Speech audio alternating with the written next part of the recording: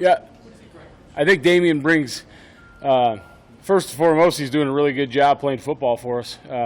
He's backing up those guys. He's taking a lot of reps in the games, special teams, defense. So he's become a really good football player. Secondly, he provides a lot of leadership, a lot of accountability. Like you said, he's got a lot of life experience that most of these guys do not. He understands what hard really is, and what we're doing ain't really hard. He's been through some really hard stuff. So just the leadership, the accountability, and then just keeping the guys going when things quote unquote get hard. He can bring those guys back up. So he's done a lot for the room. He's done a lot for the team. Michigan's run game. Sorry, go ahead. Michigan's run game. What have you seen from those guys just running the football? Yeah, obviously I think they're number one rushing team in the Big Ten. They're physical. They're big up front.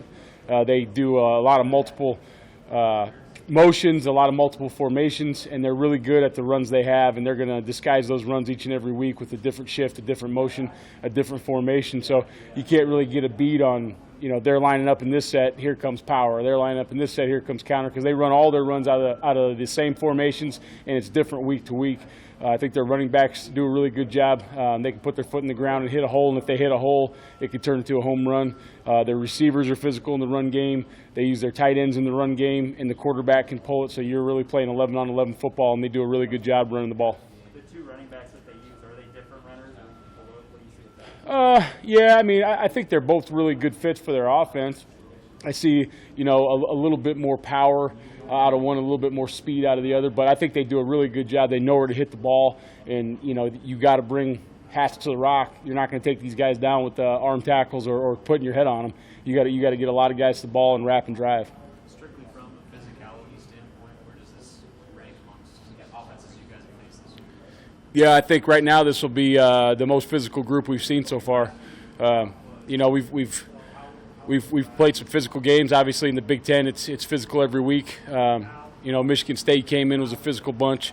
Obviously, the way they were running the football. But I think so far, as you watch the tape unfold, this will be the most physical group we played. And especially, when you're talking about offensive lines in the Big Ten are all physical. When you add this group of tight ends and this group of receivers in, the way that they're blocking in the run game too, I think this is the most physical group we've seen. Is that a challenge you've got to embrace these guys? I'm sure this is kind of the matchup they want in the game in the trenches. Yeah, you always embrace it, right? I told the guys the other day, we have a saying on game day that, we don't feel pressure because we know what we're doing.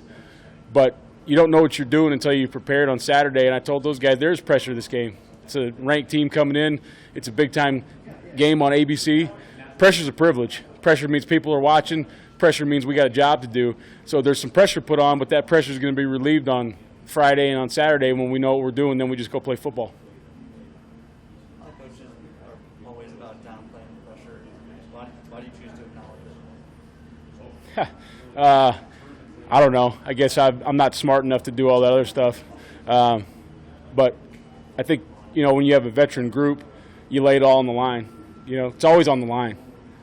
Stretch, individual, 7-on-7, team periods. When we walk out in those white lines on Saturday, it's always on the line.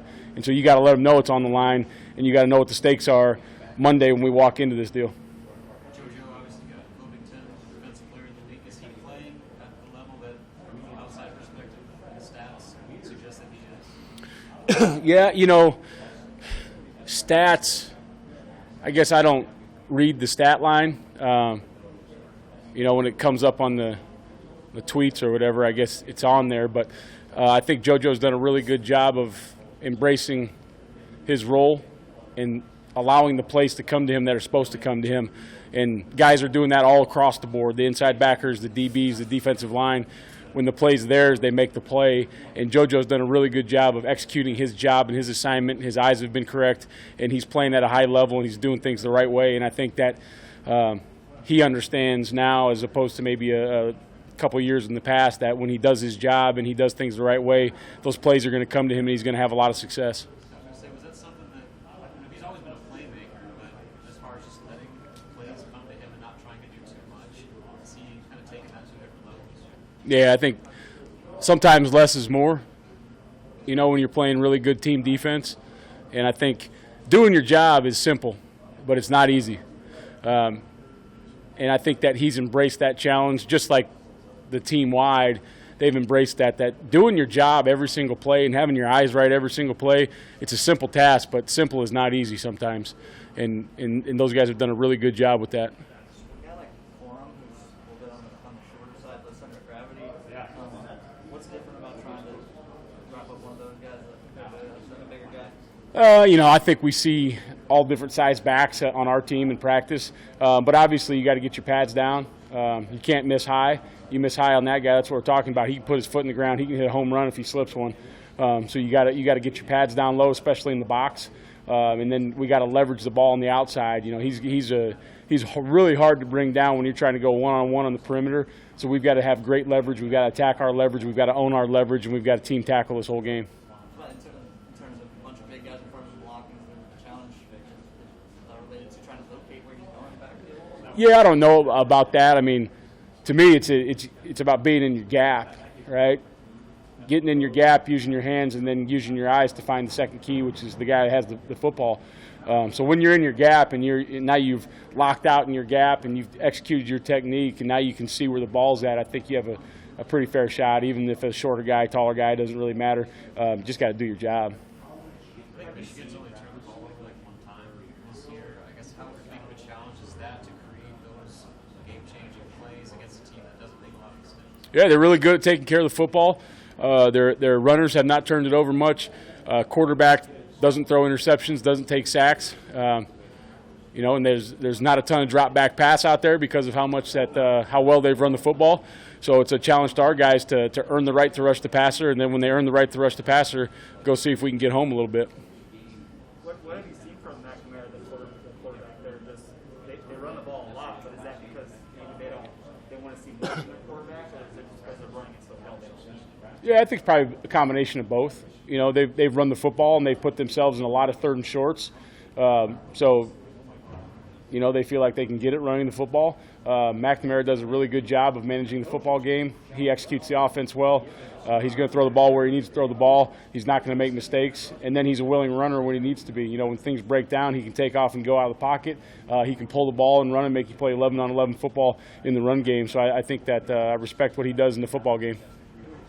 Rotating in another quarterback in a little bit last week. What did you see from those guys? Yeah, I think, you know, when J.J. McCarthy comes in, obviously he could throw the ball. I mean, he was a big-time recruit, 5-star guy. He's got a big arm. But I think that he's probably a little better runner than McNamara. Even though McNamara does a good job, I think J.J. McCarthy can really pull the ball and do some things and add an extra element to the run game. And so I think that they'll probably continue to get some packages for him as the season progresses. With McNamara, obviously the difference between throwing the ball when you want to throw it and when you need to. How can you guys make him uncomfortable by stopping the run game? Yeah, like I said, you got to earn the right to rush the passer, and that starts on first and second down. And then, you know, I don't know if these guys have been behind all year. I haven't watched every game simultaneously. I don't know if they've been behind in a football game. So we've got to find a way to, you know, get that game at 0-0, or we got to find a way to get ahead in this football game and then turn this thing into making them throw the ball a little bit and see what happens. How can that, if you know, a team that's not used to being behind, you guys get them to play behind, how does that sort of kind of advantage is that for you guys to put them in an uncomfortable situation like that? Yeah, I'm sure, you know, Coach Harbaugh's been doing this a long time. I think that he probably put them in a lot of situations where they're getting comfortable being uncomfortable.